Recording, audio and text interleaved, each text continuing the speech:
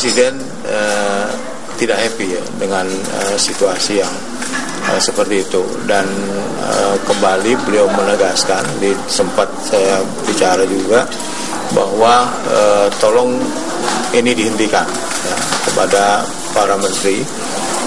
Perdebatan itu hanya ada di ruang rapat terbatas atau di rapat kabinet, dan ini sudah pernah disampaikan oleh Presiden ya, yang dengan bahasa jangan gaduh di luar gitu.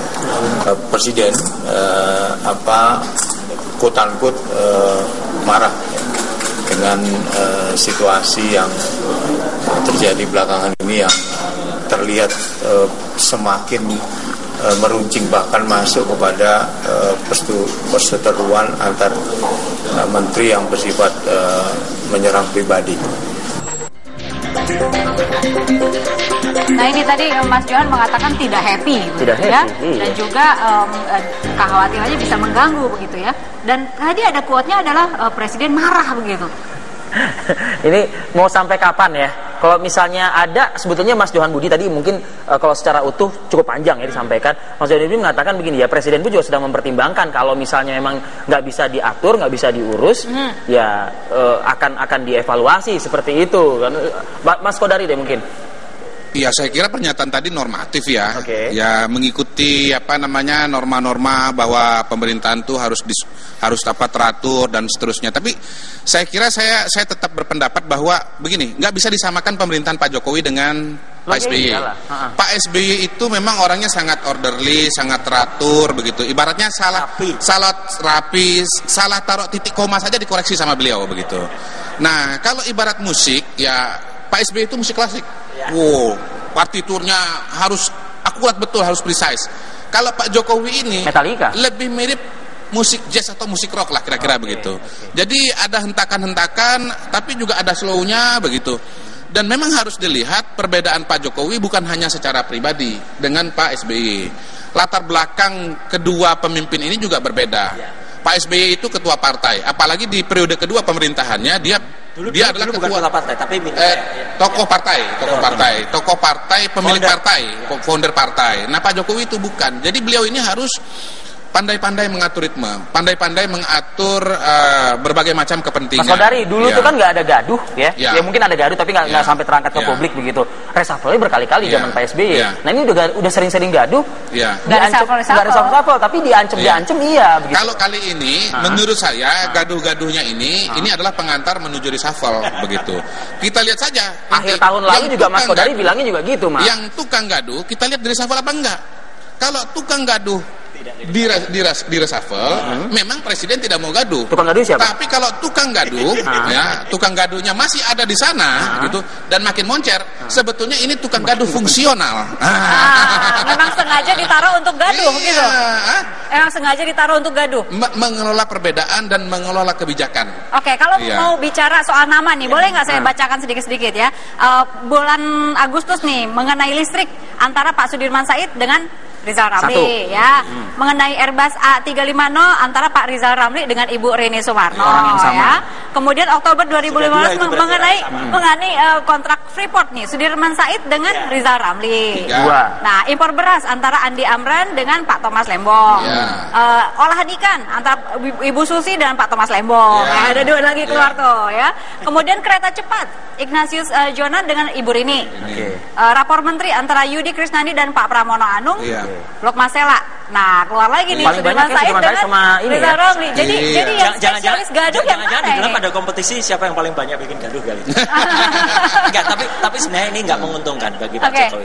Saya sejujurnya kasihan ya, prihatin kepada beliau, tapi enggak tahu analisa Mas Kodari ya. Tapi menurut saya sampaikan pendapatnya, saya tidak membuat gaduh.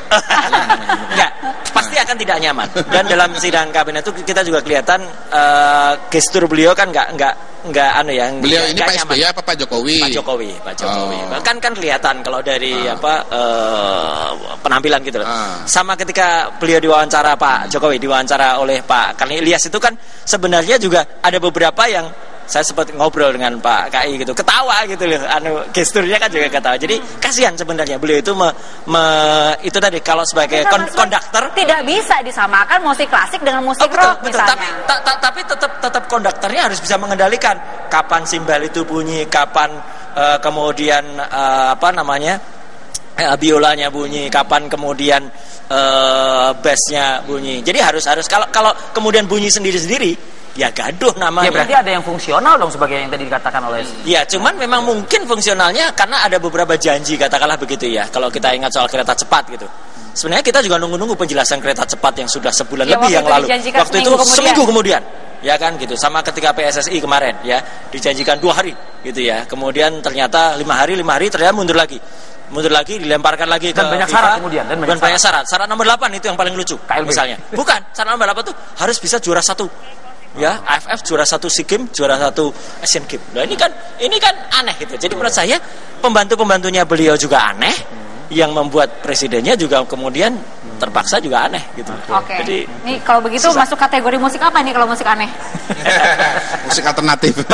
Banyak improvisasinya, mungkin banyak ngejamnya, tapi ngejamnya kebablasan. Ya.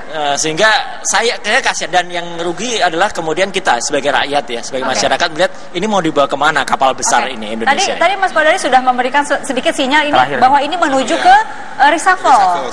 Yakin akan ada yang di reshuffle? Cukup yakin saya akan ada reshuffle. Menko ada di reshuffle nggak?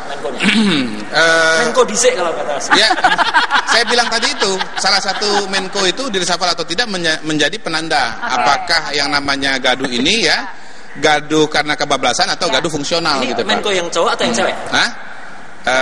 Saya tidak mau membuat ini menjadi gaduh. Iya. Oke, tapi soalnya sudah ada gaduh yang perlu, ada gaduh yang tidak perlu. Iya. Berarti sudah tepat ya untuk ini ya, untuk melakukan evaluasi saat ini. Iya, buat saya ya ada misalnya Pak Rizal Ramli ya dijadikan menteri, terus kemudian mengharapkan Rizal Ramli untuk duduk manis lalu kemudian diam-diam saja. Tapi baru ya itu Agustus. absurd, ya nggak mungkin lah. Memang Rizal Ramli itu dari zaman mahasiswa ya memang tukang teriak. Pak Harto lagi berkuasa aja lagi diteriak-teriakin sama dia begitu. Jadi kalau kemudian menilai Pak Rizal Ramli itu salah orang, ya salah yang narik. Sama juga dengan waktu Gus Dur jadi presiden. Kalau ada yang ngomong ini presiden kok seperti ini cara ngomongnya, lah salah yang jadiin presiden, gitu aja. Itu gampangnya ya. Iya. Oke, baik. Tapi kalau melihat situasi politik, saya kira memang masuknya itu bukan ketidaksengajaan, tapi memang suatu kesengajaan. Baik desain, baik. Iya. Kegaduhan yang fungsional. Bang Kodari terima kasih. Mas Rasida terima kasih.